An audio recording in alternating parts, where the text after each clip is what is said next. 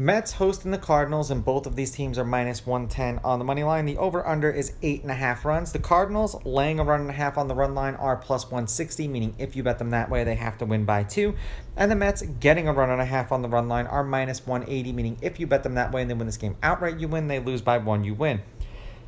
McCullers pitched twice against the Mets last year. 7 shutout innings. They lost that game 5-2. He struck out 5. That was in St. Louis. 6 innings, 3 runs, 2 of which were earned. They lost that game 3-1 in New York, and he struck out 5. The Cardinals are 6-4 as a team in his last 10 starts. They've lost his last 2 starts. He's averaging 6 innings pitched and 4.3 strikeouts per game in those games. Meagle did not pitch against the Cardinals either last year or this year. The Mets are 3-7 as a team in his last 10 starts. They've lost his last 4 starts. He's averaging 4 2/3 innings pitched and 3.6 strikeouts per game in his last 10 games. Head-to-head, the road team is 6-4. The home team's on a 2-game winning streak. The Mets are on a 2-game winning streak. These teams are 5-5 against each other in their last 10. The favorite has won the last 2 games. The favorite is 5-5 on the money line, while the underdog getting a run and a half on the run line is 6-4.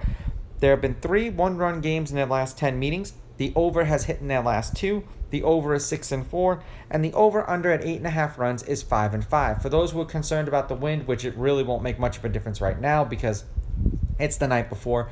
It's raining in New York. The wind is blowing from second base to left center field at 8.1 miles per hour. So provided that it stops raining, I imagine that the weather shouldn't be too much of an issue tomorrow. The last game they played against each other was a 1-run game. The Mets won 7-6. The game before that, the Mets won 11-4. The game before that, the Cardinals won 4-3.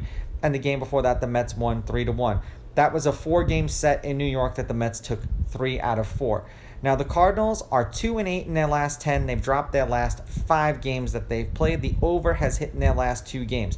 7 runs, 7 runs, 14 runs, and 13 runs.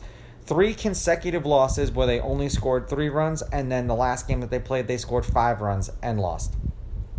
For the Mets, they're 2-2 in their last 4, and they too are 2-8 in their last 10.